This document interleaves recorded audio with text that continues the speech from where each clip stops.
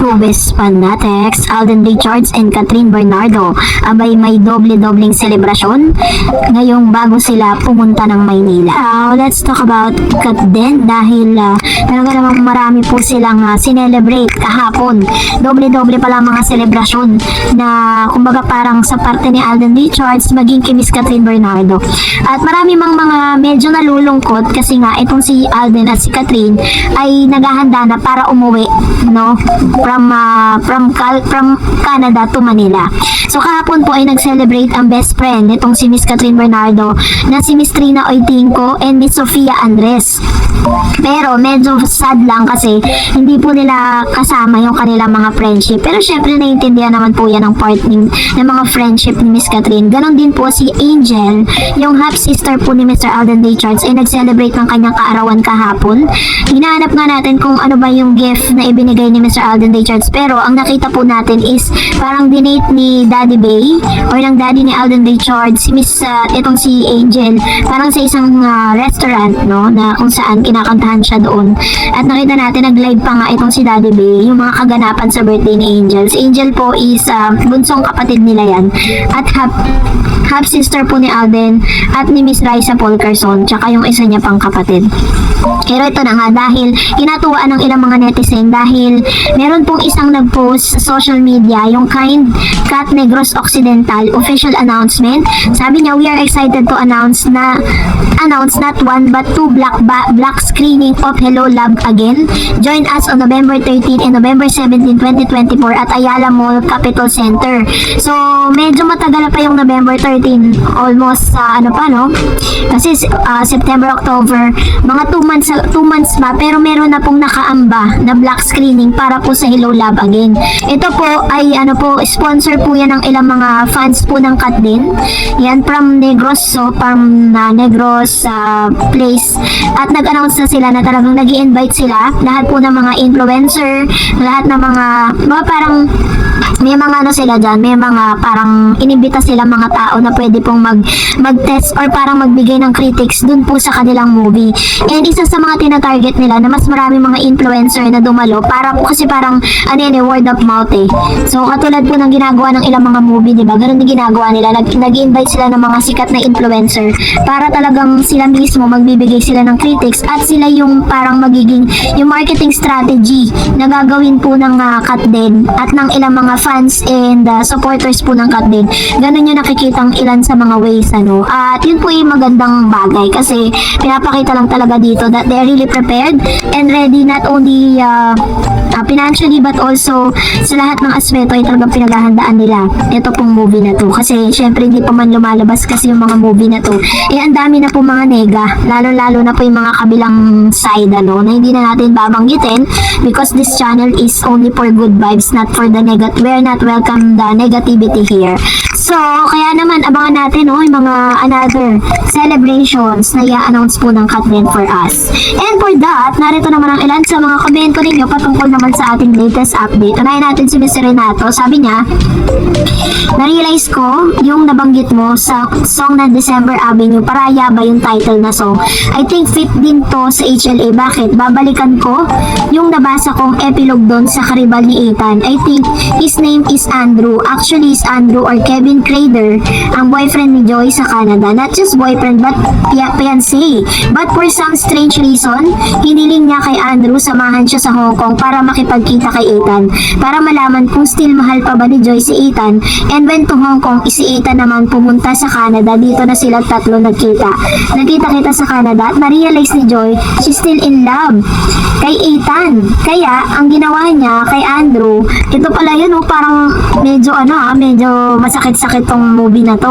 Parang for the longest time na sila ay LDR, nagkaroon pala ng relationship si Joy with other men.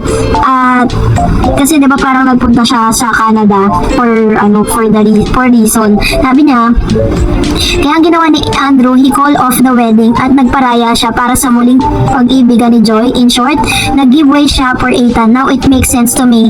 Bakit may bigla ang wedding background sa video ni Jobert and direct Cathy na nag-gift Saka I'm hoping may tumama dito sa binabasa ko. Sana meron scene na ganito iyakan to malala. Na-excite na ako. Uwi kami sa Pinas. Manonood ng HLA. First day of showing din. Ulit-ulitin namin mag-asawa to. Wow talaga. O diba? Uwi talaga si Mr. Si Renato Husayan just to watch the... Marami nga po mga OFW na nagsasabing talagang nag-iipon na sila and then uwi sila ng Manila just to watch the movie kasi may mga country kasi na parang walang ganito, walang sinihan na mapapanood yung mga ganitong klase ng movie. So, masaya lang, 'di ba? Sabi po ng isa pang user or isa pang viewers, "Hi Ma'am Dareds, palagi po ako nanonood ng mga video about Kat Den." Thank you Ma'am Dareds. Ayan, thank you din po sa inyo pong palagi ang panonood at pagsubaybay sa mga updates po natin.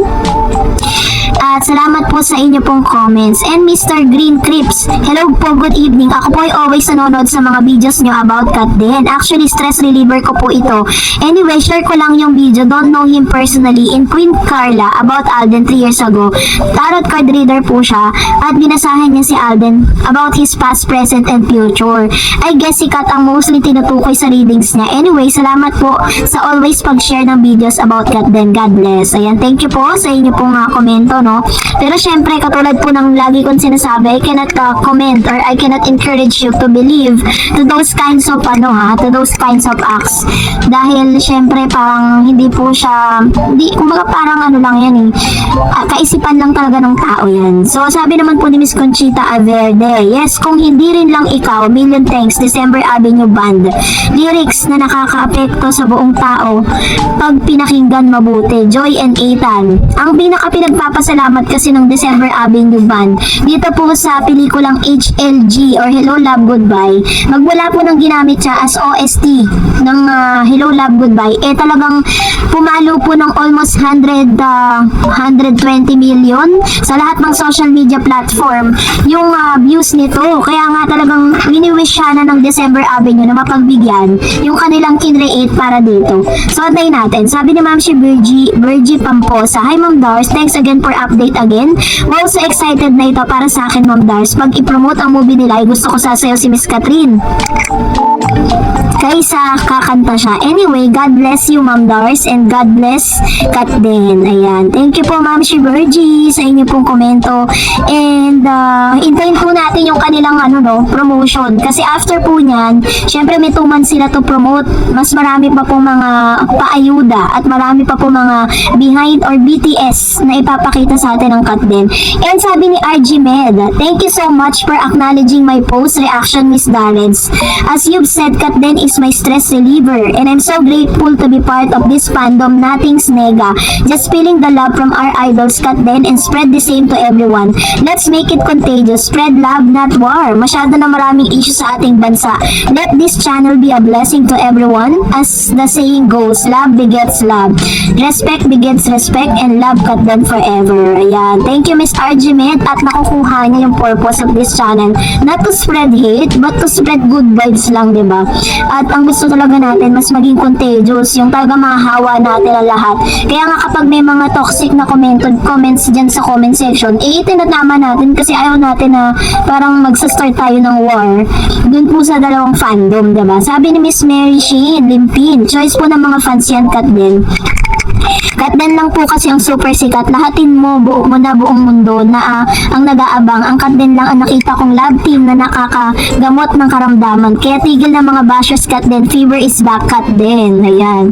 Sabi naman ni Mr. Dan Verga, Kat Den lang always okay lang kahit edited bagay na bagay. Loko. And that's it for today. For more videos and updates, please don't forget to like and subscribe. And please don't forget to follow my Facebook page, Dareds TV. God bless everyone!